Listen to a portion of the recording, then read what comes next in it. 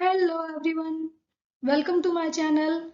और आज के इस वीडियो में बच्चों हम लोग डिस्कस करने वाले हैं ऑटोट्रॉफिक मोड ऑफ न्यूट्रिशन। आप सब लोग अच्छे से जानते हैं न्यूट्रिशन का मतलब क्या होता है। Nutrition means intake of food and its utilization inside the body. और आप ये पढ़ चुके हैं बच्चों कि जो भी न्यूट्रिशन है उसको हम टू टाइप्स में डिवाइड कर सकते हैं, क्योंकि प्लांट्स एंड एनिमल्स में डिफरेंट तरीके होते हैं उस न्यूट्रिशन को ऑब्टेन करने के।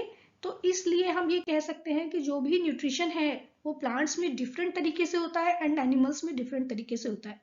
तो प्लांट्स के अंदर जो न्यूट्रिशन होता है that is called autotrophic mode of nutrition because plants synthesize their own food in presence of sunlight and that process is known as photosynthesis। ये सब आप लोग अच्छे से जानते हैं। तो आज हम इस वीडियो में autotrophic mode of nutrition and photosynthesis को डिस्कस करेंगे। क्लियर? तो यहाँ पर देखिए बच्चों, सबसे पहले हम डिफाइन करते हैं what is the meaning of autotrophic mode of nutrition. Auto means होता है self and trophic means nutrition. तो organisms which synthesize their own food in presence of sunlight with the help of raw material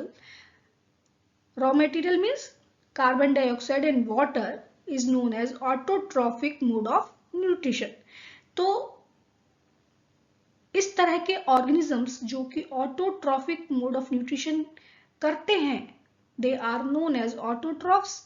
and जो process से food synthesize किया जाता है that process is known as photosynthesis. तो in short आप कह सकते हैं कि all the green plants synthesize their own food by the process of photosynthesis. तो ये फोटोसिंथेसिस क्या है बच्चों, इसी को आज हम यहाँ पर स्पेशली डिफाइन करने वाले हैं और इसके बारे में जानने वाले हैं। तो देखिए, फोटोसिंथेसिस को अगर हम ब्रेक डाउन करते हैं तो यहाँ पर देखिए बायो में सबसे इंपॉर्टेंट चीज बच्चों ये होती है कि जो भी वर्ड आप पढ़ते हैं उन वर्ड्स का एक पर्टिकुलर मीनिंग होता है। अगर आपको वो मीनिंग प्रॉपर तरीके से याद है या आप उस मीनिंग को समझ जाते हैं तो आपको रटने की जरूरत नहीं पड़ती है। तो फोटोसिंथेसिस अगर हम इसको ब्रेक डाउन करते हैं तो photo plus synthesis two parts में डिवाइड हो जाता है। फोटो मीन्स होता है लाइट एंड सिंथेसिस माने बिल्ड। ठीक है, तो इसका मतलब क्या हुआ कि ग्रीन प्लांट्स लाइट की प्रेजेंस में अपना फूड खुद ही सिंथेसाइज करते हैं एंड इस प्रोसेस में वो कार्बन डाइऑक्साइड एंड वाटर को यूज करते हैं। तो ये पूरा जो प्रोसेस है वो फोटोसिंथेसिस कहलाता है। क्लियर? फोटोसिंथेसिस की इक्वेशन अगर आप देखते हैं तो देखिए यहाँ पर sunlight is necessary and green colour chlorophyll which is present in leaf that is very necessary for the photosynthesis, and in this process carbon dioxide which is absorbed by the leaf of plants and water which is absorbed by the roots of plants combine together and form sugar। क्या होता है बच्चों, यहाँ पर carbon dioxide and water आपस में react करते हैं एंड इस प्रोसेस में शुगर मॉलिक्यूल्स का फॉर्मेशन होता है या ग्लूकोज का फॉर्मेशन होता है। एंड ये पूरी जो रिएक्शन होती है ये फोटोसिंथेसिस इक्वेशन कहलाती है। तो ये बहुत इंपॉर्टेंट है, आप इसको अच्छे से लर्न करेंगे क्योंकि एग्जाम में 1 मार्क्स के क्वेश्चन में मोस्टली कई बार सिर्फ रिएक्शन या इक्वेशन ही आपसे पूछ ली जाती है। तो इसको लर्न कर लीजिए। 6CO2 + 6H2O = C6H12O6 + 6O2 in presence of sunlight and chlorophyll. तो ये आप अच्छे से जानते हैं कि जब भी हम किसी एरो के ऊपर सनलाइट लिख रहे हैं इसका मतलब इन प्रेजेंस ऑफ सनलाइट ये रिएक्शन कंप्लीट हो रही है। अब देखिए, जब फोटोसिंथेसिस होता है बच्चों तो उसके लिए हमें कुछ रॉ मटेरियल की जरूरत होती है, यानी कि वो किस कंडीशन में होगा, फोटोसिंथेसिस कब कंप्लीट किया जाएगा। तो जो भी उसके लिए रिक्वायर्ड रॉ मटेरियल है वो कहाँ से ग्रीन प्लांट्स को मिलता है या प्लांट्स कहाँ से ऑब्टेन करते हैं। तो सबसे पहली चीज sunlight is required because without sunlight photosynthesis is not complete. तो sunlight is necessary and plants absorb sunlight from the sun. Clear? And chlorophyll is also necessary because green color pigment chlorophyll helps in absorption of sunlight. जो sunlight है उसको absorb करने का काम chlorophyll ही करते हैं and ये क्लोरोफिल लीव्स के अंदर प्रेजेंट होता है जो कि ग्रीन होती हैं। साथ में ग्रीन पार्ट्स ऑफ प्लांट्स जो होते हैं एरियल पार्ट्स, कुछ प्लांट्स में ग्रीन होते हैं, वो हर प्लांट का पार्ट जो कि ग्रीन कलर है वो उसके अंदर क्लोरोफिल प्रेजेंट होता है। Next carbon dioxide is necessary because it take part in the process of photosynthesis and water is also necessary. तो कार्बन डाइऑक्साइड बच्चों प्लांट्स को कहाँ से मिलती है? एयर से, और एयर से वो लीव्स के थ्रू एंटर हो जाती है। लीव्स में छोटे स्मॉल पोर्स प्रेजेंट होते हैं, टाइनी पोर्स, जिनको हम स्टोमेटा कहते हैं, इनके बारे में हम अभी आगे पढ़ेंगे। तो वो स्टोमेटा के थ्रू कार्बन डाइऑक्साइड अंदर एंटर होती है। साथ में वाटर जो होता है उसकी रिक्वायरमेंट सॉइल से कंप्लीट हो जाती है क्योंकि रूट्स जो होती हैं प्लांट्स की वो सॉइल के अंदर से वाटर को एब्जॉर्ब कर लेती हैं। तो इन 4 थिंग्स की हेल्प से प्लांट फोटोसिंथेसिस कंप्लीट करते हैं और अपना फूड बनाते हैं। क्लियर? इसलिए उनको हम ऑटोट्रॉफ्स कहते हैं। नेक्स्ट अब देखिए, जब ये फोटोसिंथेसिस होता है तो उसमें कौन कौन से इवेंट्स या उसके स्टेप्स कौन कौन से होते हैं। तो first step is absorption of sunlight bye chlorophyll. जो क्लोरोफिल प्रेजेंट है ग्रीन लीव्स के अंदर वो सनलाइट को एब्जॉर्ब करता है एंड इन सेकेंड पार्ट और in second step the sunlight which is absorbed by the green color or the chlorophyll is convert into chemical energy. जो sunlight या light energy है that is convert into chemical energy, and in this process water molecule is break down and convert into hydrogen and oxygen. सबसे पहला step क्या? Sunlight absorb हो गई, उसके बाद वो सनलाइट केमिकल एनर्जी में कन्वर्ट हो गई सेल्स के अंदर। साथ में वाटर मॉलिक्यूल जो था जो वहां पर प्रेजेंट होते हैं एब्जॉर्ब किए गए थे रूट्स के थ्रू, वो हाइड्रोजन एंड ऑक्सीजन में कन्वर्ट हो जाते हैं। ये तो आपको मालूम ही है कि जो वाटर होता है वो हाइड्रोजन एंड ऑक्सीजन से मिलकर बना होता है। तो in presence of sunlight water is convert into hydrogen and oxygen. अब ये जो हाइड्रोजन होती है बच्चों, ये हाइड्रोजन कार्बन डाइऑक्साइड के साथ कंबाइंड हो जाती है और इस कंडीशन को हम कहते हैं रिडक्शन ऑफ कार्बन डाइऑक्साइड। ये आप केमिस्ट्री में पढ़ चुके हैं। कॉम्बिनेशन ऑफ हाइड्रोजन और adding of hydrogen of an element is known as reduction. तो यहाँ पर कार्बन डाइऑक्साइड के साथ हाइड्रोजन कंबाइंड हो रही है, so reduction of carbon dioxide takes place and in this process carbohydrates form, sugar या कार्बोहाइड्रेट फॉर्म हो जाते हैं। तो इस तरह से फोटोसिंथेसिस कंप्लीट होता है। क्लियर? 3 स्टेप्स हो गए यहाँ पर। अब देखिए साइट ऑफ फोटोसिंथेसिस, यानी कि ये फोटोसिंथेसिस ग्रीन प्लांट्स में कहाँ पर होता है। तो ये आपको मालूम है कि प्लांट का सबसे ग्रीन एरिया कौन सा होता है? लीव्स होती हैं। तो फोटोसिंथेसिस हमेशा ग्रीन लीव्स में होगा या ग्रीन पार्ट ऑफ प्लांट में होगा। अब ये ग्रीन कलर क्यों होता है लीव्स का? क्योंकि वहां पर क्लोरोफिल प्रेजेंट होता है जो कि एक ग्रीन पिगमेंट है। अब ये जो ग्रीन पिगमेंट है वो एक्चुअल में होगा कहाँ या वो कहाँ पर प्रेजेंट होगा? तो देखिए आप अगर यहाँ पर स्ट्रक्चर देखें किसकी? लीव्स की। ये इंटरनल स्ट्रक्चर है लीव्स की।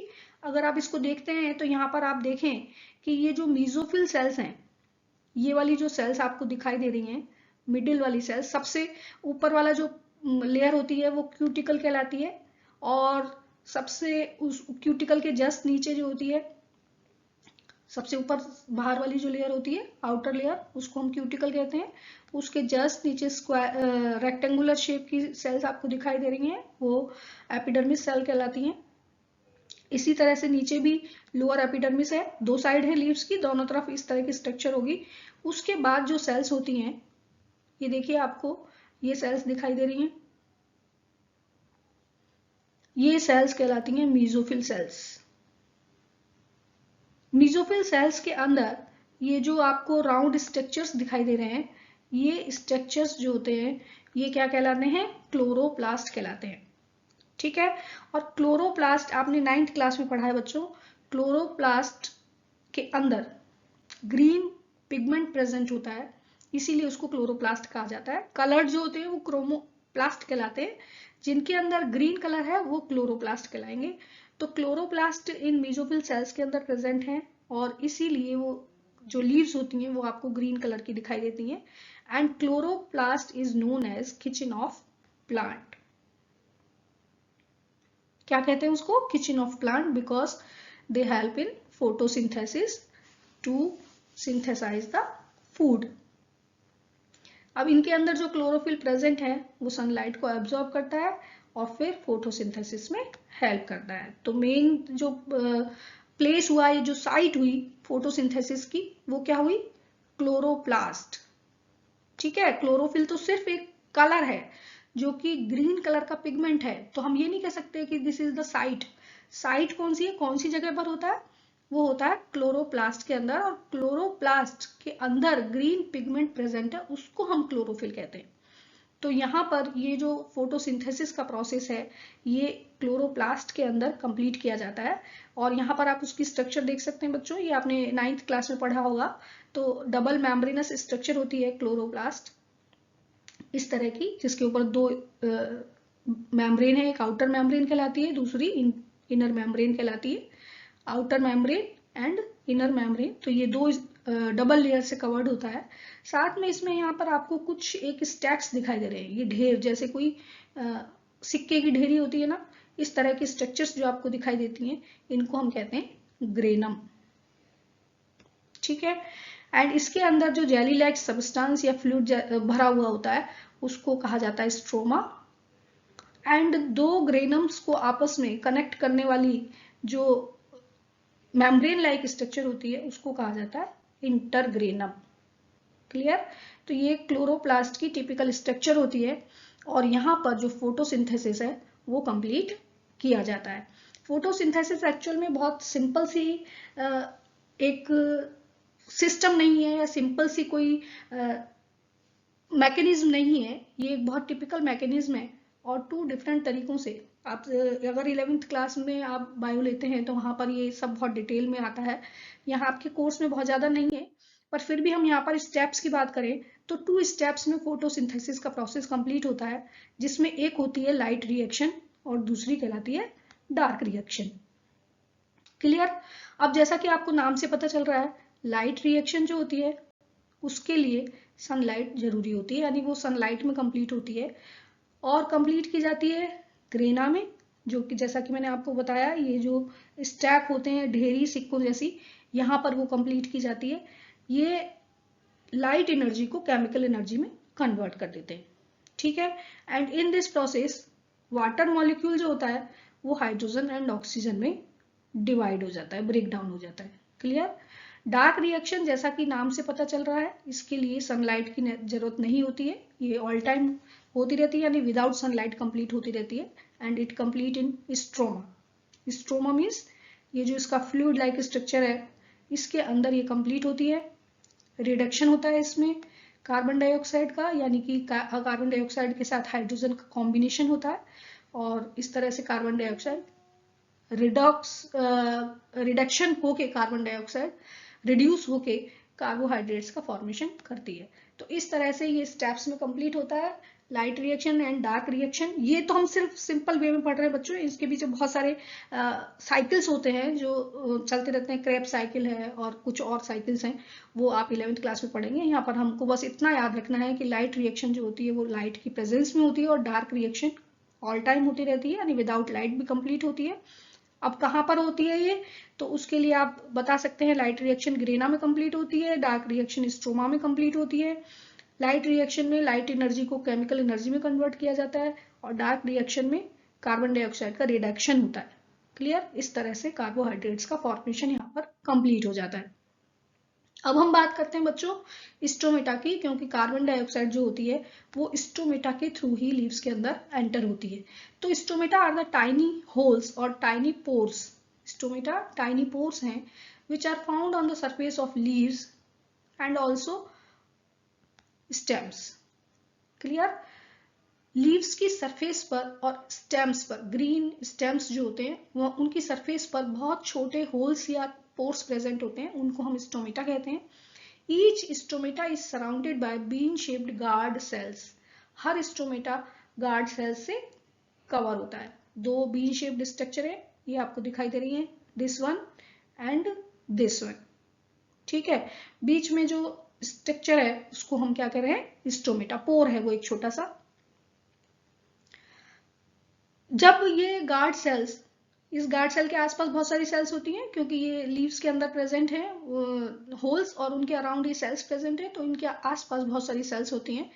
तो जब भी वाटर रूट से लेके जाइलम की सेल्स से होता हुआ लीव्स की सेल्स के अंदर एंटर होता है, तो यहाँ पर ये जो सेल्स होती हैं गार्ड सेल्स, ये वाटर एब्जॉर्ब करके स्वेल अप हो जाती हैं।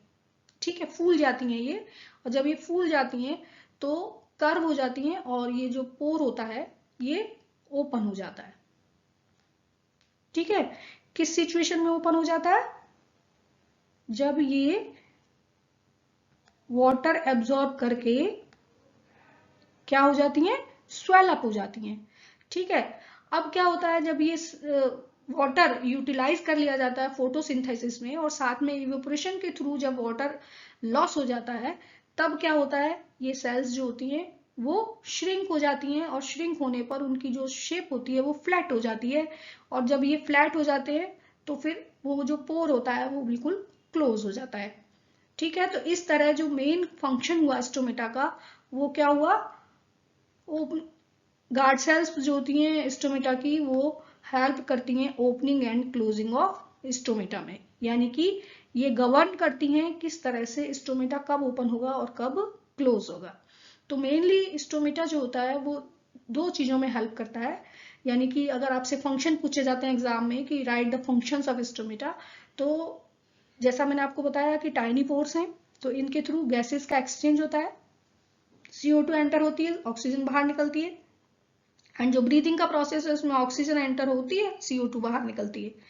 तो कहने का मतलब it helps in gaseous exchange और exchange of gases. Okay, just like nose of और nose of the human beings, जैसे हमारी जो नोज होती है ना वो एक्सचेंज ऑफ गैसेस में हेल्प करती है, यानी ब्रीद इन और ब्रीद आउट हम किससे करते हैं, नोस्ट्रिल्स के थ्रू। तो इसी तरह से ये जो ओपन होल्स प्रेजेंट होते हैं ये हेल्प करते हैं गैसियस एक्सचेंज में। साथ में दे helps in transpiration of water. Transpiration of water का मतलब होता है कि loss of water from the surface of leaves. तो जब ये पोर्स ओपन होते हैं या जब आउटर टेम्परेचर ज्यादा होता है उस वक्त यहाँ से वाटर जो होता है वो इवेपोरेट होता रहता है धीरे धीरे यहाँ की सरफेस से, तो that process is known as transpiration. तो बच्चों ये जो स्टोमेटा है उनके दो फंक्शंस हो गए, it helps in exchange of gases and helps in transpiration. Clear हो गया? तो इस तरह से फोटोसिंथेसिस यहाँ पर कंप्लीट हो जाता है। Thanks for watching this video and बच्चों अगर आपको ये पसंद आया है तो प्लीज इसको सब्सक्राइब करें और शेयर करें, जितना ज़्यादा से ज़्यादा आप अपने फ्रेंड्स के साथ कर सकते हैं, और मेरे आगे आने वाले वीडियोस की नोटिफिकेशन आपको मिल सके इसके लिए आपको ये चैनल सब्सक्राइब करना पड़ेगा। ठीक है बच्चों, thanks for watching, bye bye.